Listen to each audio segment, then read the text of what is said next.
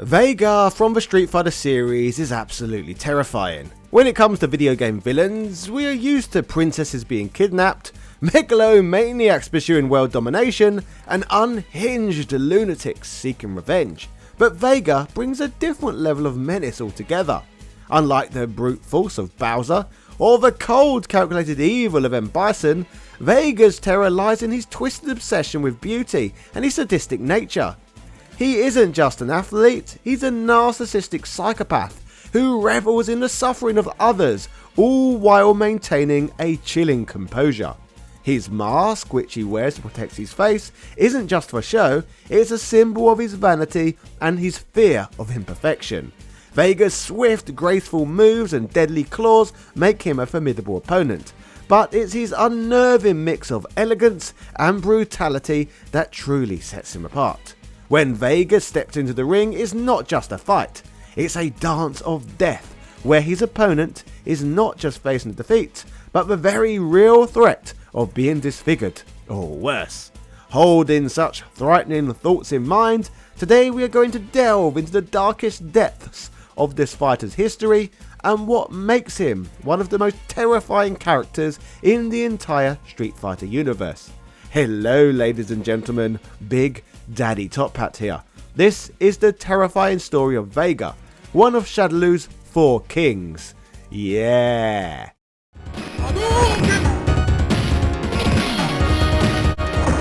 Fighting games, fighting games, fighting games. They are bloody marvellous, aren't they? I, for one, am a huge fan of this genre, all the way since Street Fighter 2 came out in the early 90s. The sprite-based Street Fighter games are all now considered all-time classics, which makes it all the cooler that they stuffed 16 of them onto one compilation with the fantastic Street Fighter 30th Anniversary Collection. What a way to celebrate its past. I can get you up to 90% off of awesome all-in-one packages like this, or even huge discounts on modern offerings such as Tekken 8, Mortal Kombat 1, Street Fighter 6 and even the game's Season 2 pass, which allows us to play as M. Bison. Use my affiliate link via the pinned comment to grab some of these amazing bargains right now. Happy shopping! Obviously, our starting point with today's content is 1991. With the release of Street Fighter 2, a game where many well-known fighters would surface for the first time. Amongst these, Vega would of course be included as one of the 4 Grandmasters, who make up the final 4 opponents in the game. Although it is of note that he too would become a selectable fighter along with all the other Grandmasters as of Street Fighter 2 Champions Edition. Vega would be depicted as a mask-wearing, claw-wielding fighter from Spain who uses a personal fighting style combining Japanese ninjutsu and Spanish bullfighting, earning him the nickname of Spanish Ninja. Creative. As for his design, like the rest of the roster, he is a creation of Akira Yasuda. The character was partly inspired by a fighter named Geki from the 1987 Street Fighter game, a Japanese ninja who also fights with a claw. Vega's initial sketches simply depicted a masked man in a ripped shirt with long frizzy hair. At one point in development, Vega would be depicted wearing armour similar to a medieval knight, carrying a broadsword in tow, and there was a further concept of Vega depicted as a Spanish matador. The final finished design would encompass ideas from all of these concepts. Vega would retain the claw worn by Geki, he would wear armour in the form of his mask, drawing on the knight influence, and of course he would be a Spanish matador, giving us the Vega we all know and have been frustrated by. As discussed on here before though, Vega is not the name the fighter goes by in Japan, but instead Balrog. In Japan, Bison is known as Vega, and Balrog is known as Bison. As mentioned on here previously, this was because Capcom were frightened of a lawsuit from the American boxer Mike Tyson, who the Japanese M. Bison in the game was clearly based around. But keeping this in mind, why not just switch 2 of the fighters' names around rather than 3? Well, the reason for doing a 3-way swap apparently comes down to the fact that Vega did not sound like the name for a final boss, according to Capcom's North American marketeers, whereas Bison sounded tougher to them. Keeping in mind Vega is a Spanish surname, giving that name to a matador made more sense anyway. As highlighted on here previously, to avoid confusion at international tournaments, these 3 fighters are referred to as Boxer, Dictator and Claw instead. Speaking of our claw-wielding maniac, in combat Vega uses this weapon to perform effective slashing attacks, but it is of note that Vega's claws are curved at their ends to prevent him from simply lethally stabbing his opponents. The claws do though give him additional range compared to most characters in the game. Vega is considered to be an obsessively narcissistic and vain individual. In fact, it is said that he considers himself the absolute epitome of beauty and perfection. It is due to these reasons that he chooses to wear an expressionless mask, so that his face is safe from any bruising or scarring that may be inflicted upon him during a fight. Speaking of the mask, he usually removes it after winning the battle, so it clearly has nothing to do with concealing his identity. Apart from being extremely proud of his looks, Vega sees himself as fantastic across the board. In fact, he is said to be so overconfident in his abilities that it borders on megalomania. Another character trait of note that Vega possesses is that he is incredibly sadistic and takes a sick pleasure in seeing the ugly murdered. So Vega offers a dangerous combination of character traits: narcissism, sadism, and disdain for anything or anyone he does not see as elegant. It is of note that out of everyone who appeared in Street Fighter 2, that Vega is the fastest and most agile, which would be why I had so much trouble with him back in the day. It is also worth stating though that despite this, he is actually one of the most delicate fighters who appears, trading his defense in favour of extreme speed. If not caught, Vega can overwhelm his opponents with quick lunges and a great keep away game, and his air maneuvers such as the flying Barcelona kick and sky high claw can be a nightmare for slower foe. Vega can get around his opponents performing many quick strikes in rapid succession, which paired with his amazing range can be devastating for his opposition. While this is the Vega we all encountered in Street Fighter 2, you may be wondering how he got to this point, so let's look further into his backstory. Vega was born in Spain into a very wealthy and privileged noble family. However, sadly for Vega, his family wealth and status deteriorated early on, resulting in his mother remarrying another man for financial security. What struck a chord with Vega early on was that this nobleman was not handsome like his own father, so this would result in Vega associating ugly people with negativity. This was impounded into his being further when his ugly stepfather murdered his beautiful mother. The childhood trauma would obviously warp a young Vega's mind, with him permanently looking at traditional beauty as good, and ugliness as an evil that needs to be purged from the world. In adult life, Vega would live as an honorary nobleman by day and a sadistic murderer by night, all spurred on from this childhood incident. Prior to this though, Vega would try to find solace. He would grow up doing a lot of hunting and would later transition to bullfighting, an obvious cultural tradition in his home land. Vega would channel his anger and take great pleasure in being able to take down his prey using his own might. But this was not enough for Vega, so he would move to Japan to study ninjutsu. Once in the East, Vega would pick up martial arts very quickly, which was made easy due to his already natural grace and agility. Having the unique combination of bullfighting and ninjutsu skills, Vega would transition into underground cage fighting, becoming one of the very best in the game. In Street Fighter 2, Vega is obviously one of the combatants in the Second World Warrior Tournament, a competition in which he has entered at the behest of Bison. Vega and Bison formed a simple professional relationship, with no friction between the two ever really occurring. Despite this though, Vega never really had much interest in helping Bison conquer the world, and was happy to revert to his usual lifestyle after the events of the game concluded. In the 1994 live-action movie, Vega is played by Jay Tavar, and in the film is depicted working for Sagat as a champion underground cage fighter. Vega shows up wearing his trademark mask and claw, but sadly has very few lines. Eventually he is defeated in the movie by Ryu, and is left presumably to die in Bison's exploding base. The same depiction of Vega would obviously show up in the Street Fighter movie video games as well. In the Japanese animated movie that saw release the same year, Vega's appearance was arguably a little more noteworthy, due to the fact that he shows up in the movie's most memorable scene. In the film, he is sent by Bison to kill Chun-Li, and is almost successful in doing so. The reason why no one forgets this one is due to the fact that it occurs directly after the Chun-Li shower scene, leading to the half-naked woman fighting the masked warrior to the death.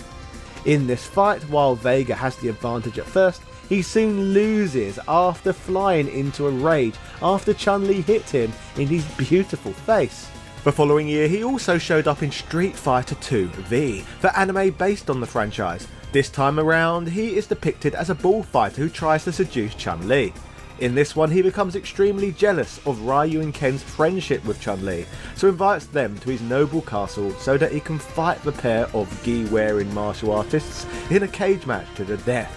However, Ken is the only one that shows up, and he is successful in beating Vega in this brutal bout.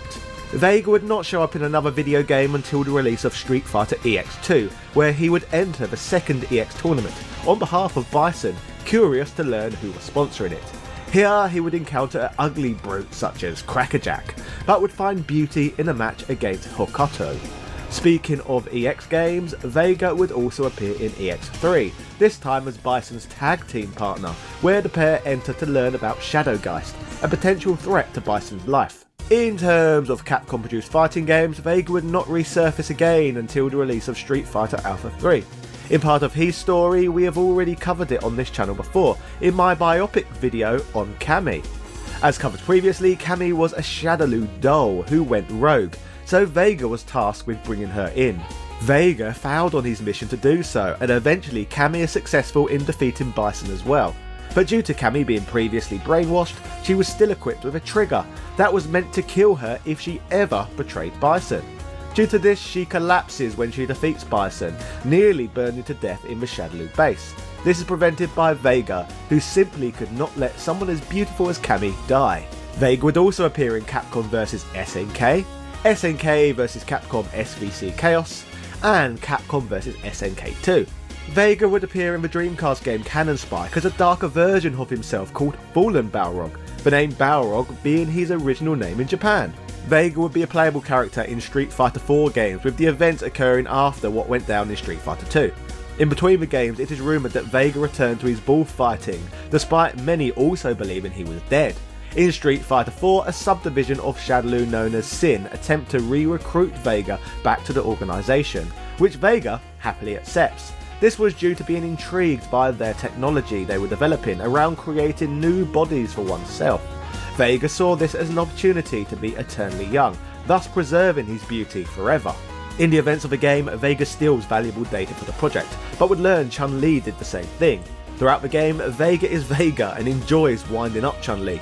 In Street Fighter 4, he says that Chun-Li has impressive beauty and strength and tries to play mind games with her by calling himself a ghost. He attempts to kill her after she steals the data, setting off the fire alarm which releases a toxic fire retardant. He escapes in a helicopter, witnessing Chun-Li being rescued also, meaning that he is not the only one who is successful in nicking the data. In the Street Fighter 4 series, when in combat, Vega has the ability to throw his claw off as a special taunt. In fact, he can also throw his mask in the game at a cost of 2 bars of super combo gauge. This allows Vega to increase his attack power by 25%, but the damage he can receive from oncoming attacks is also increased. By the time Street Fighter V came around, as a playable character, Vega evolved even further. For the first time in history, players could now access 2 very distinct fighting styles, allowing gamers to play as Vega either clawed or barehanded. On top of this, he can sheath or unsheath his claw at any point during battle. Barehanded, he can perform more grabs, whereas obviously with the claw he has more range. Basically, the 2 options allow gamers to choose between range or combo potential. It is also of note that he loses his mask when his HP is low. During this time, his attacks do slightly more damage as he enters this desperate state. In Street Fighter V's story, Vega's tale begins with him working at Shadaloo. Shadaloo are still using dolls for their missions, which reminds him of his encounters with Cammy. Eventually the 2 run into each other once again, where Vega taunts her for being obsessed over freeing the dolls. The 2 get into a fight and Vega wins, but lets Cammy go once again, claiming it is too soon to pluck her beauty. Soon Vega encounters a new character, Fang, at the Shadaloo Labs, who boasts the doll's power. But Vega disapproves of him abusing their beauty, causing the situation to become heated. The 2 trade blows but are interrupted by a soldier with a report that they have located Cammy, so Vega sets off to battle Cammy once more. Once Vega reaches Cammy, he ultimately lets her go again, but warns her of the dangers of attempting to save the dolls. Vega's story ends with him slashing 2 police officers outside a train station, continuing to think about Cammy as he fantasises about her loss and pain, leading to her true beauty blossoming. Away from the main Street Fighter canon, Vega would appear in Street Fighter Cross Tekken, which in his story explores his turbulent relationship with his tag team partner for the game, Balrog, two gentlemen who are like chalk and cheese, with neither liking each other, but the two continue to work together in a quest for Pandora's box. When completing the game with the pairing, the box's influence takes them over, causing them to attack one another. Amongst his many appearances, he would also show up in the mobile RPG known as Blood Brothers 2, and also in Street Fighter Cross Mega Man as a stage boss and as a class leader in Shadowverse. While over the years Vega's appearances have not been quite as prolific as some of the other Street Fighter roster members, his unique look and fast-paced fighting style is certainly something no gamer is ever going to forget. While on the subject of everyone's favourite narcissist, I felt it would be criminal not to mention the short film known as Matador, an awesome live-action fan project that would be shown at the competitive fighting game event known as EVO 2014. Running at just under 15 minutes long, the short piece showcases Vega's disturbing origin story, spotlighting the events that unfolded during the Spaniard's childhood. This allows us to experience seeing firsthand the trauma that the future villain and his mother were subjected to at the hands of his cruel stepfather. This all starts from the perspective of a shadowy man at a confession in a church revealing his sins to a priest, before this brings us to a flashback showing us what happened. Here we see a young Vega, his mother and his nasty stepfather living at home together. This man, both a physical and psychological domestic abuser, made the family suffer so much that Vega, with his mother, would feel the need to flee to a church in Barcelona to escape his relentless onslaught. Once arriving in what they felt was a safe place, Vega questions his mother on why she ever married the man, with her revealing she felt it was the only way they could continue to eat after his father had died. She adds that although he provides all of these things, that Vega must promise to grow up never to be like him because he is an ugly person. Before the mother can go into any more depth regarding what she meant by an ugly person, unfortunately she is interrupted by the priest, who allowed them in, insisting that he knows a marital crisis when he sees one. So, as a so-called servant of God, allows their abuser full access to them. In this moment, the mother finally has the courage to stand up to the stepfather, telling him to his face that she believes he's an ugly person. This of course enrages him, leading to a wife beating commencing. A struggle ends up escalating that ends up being so severe that the abuser begins to strangle the woman while simultaneously hanging her out of a second-story window.